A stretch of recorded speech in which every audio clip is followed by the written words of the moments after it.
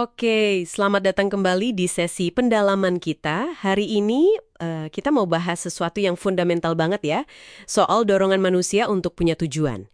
Kita akan lihat lebih dalam bab 13 dari materi yang Anda bagikan, judulnya Maju dengan Tujuan. Dan ada juga peringatan soal hukum ketiadaan arah. Betul sekali. Pernah nggak sih Anda merasa kayak ada yang kurang gitu, mungkin bosen yang nggak hilang-hilang, atau gampang banget ke distract, atau mungkin ngerasa sibuk tapi kok kayaknya nggak kemana-mana gitu ya? Nah, materi ini bilang kalau perasaan kayak gitu tuh bisa jadi sinyal. Ya, sinyal yang cukup serius sebenarnya. Sinyal dari apa yang disebut ketiadaan arah. Ketiadaan arah ya. Dan bahayanya, kalau kita nggak punya arah yang jelas, yang kuat, yang datang dari dalam diri kita itu gampang banget ketarik sama yang namanya tujuan palsu. Tujuan palsu.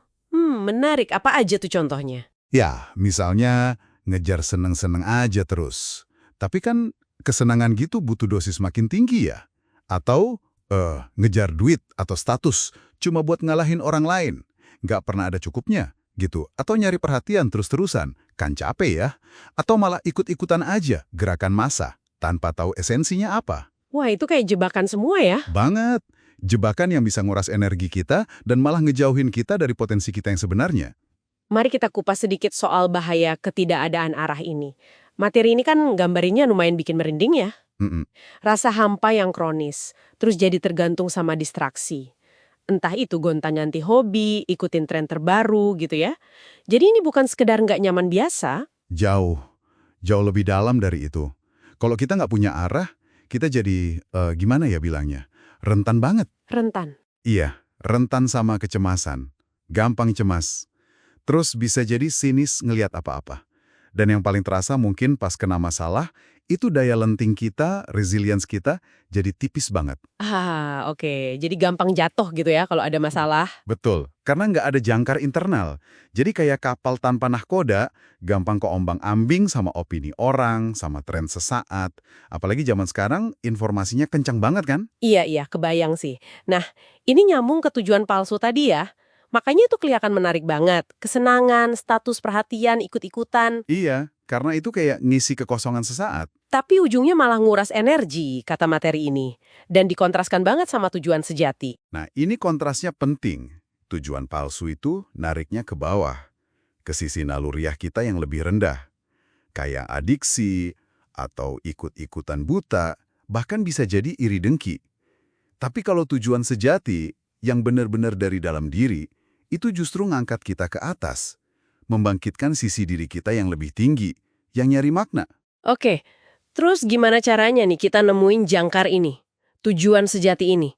Materi ini kan nekenin pentingnya nyambung lagi sama keunikan kita ya. Betul, Kayak minat kita dari kecil, nilai-nilai yang paling kita pegang, hal-hal yang rasanya gue banget gitu. Semacam kompas internal. persis. Kesadaran dan butuh keberanian juga sih untuk dengerin suara di dalam itu. Contohnya Martin Luther King Jr. ya, yang diangkat di sini, pergulatan batinnya kuat banget antara ekspektasi keluarga sama panggilan jiwanya. Nah, itu contoh bagus banget. Dan yang menarik, tujuan itu bukan sesuatu yang pasif kita temuin, terus udah. Tapi aktif kita kembangin terus-menerus. Oh, jadi proses ya? Iya, proses. Mulai dari sadar dulu, apa sih yang benar-benar bikin Anda tertarik, lepas dari omongan orang atau tekanan sosial. Terus, pakai ketertarikan itu sebagai pengganda kekuatan. Itu yang ngasih kita energi ekstra, fokus sama daya tahan pas lagi susah. Kayak bensin tambahan gitu ya? Bisa dibilang gitu, kayak contoh Anton Chekhov yang disebut juga. Dia justru nemuin energi luar biasa buat nulis pas lagi banyak tanggung jawab keluarga. Tujuan itu kayak nyalain api di dalam dirinya. Wow. Oke. Manfaatnya juga jelas banget ya disebutin.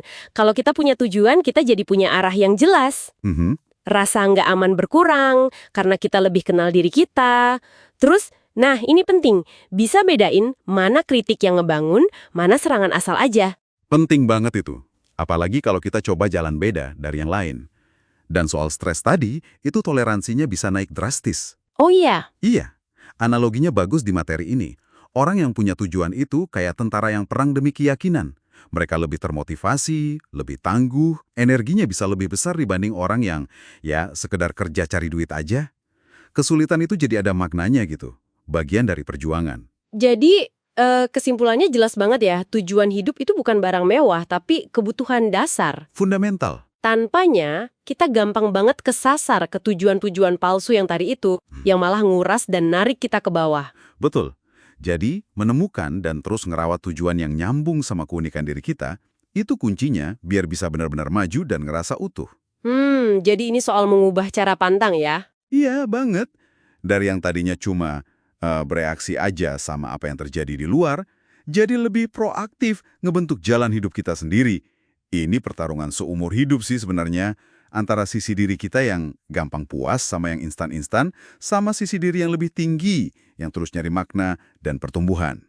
Oke, nah sebagai penutup nih, mungkin pertanyaan buat Anda renungkan di rumah. Tarikan mana sih yang lagi kerasa lebih kuat dalam hidup Anda sekarang? Apakah gaya gravitasi yang narik ke tujuan sejati Anda yang unik itu? Atau malah pusaran ketiadaan arah dengan semua distraksi dan tujuan palsunya? Pertanyaan bagus untuk direnungkan. Sampai jumpa di sesi pendalaman kita berikutnya.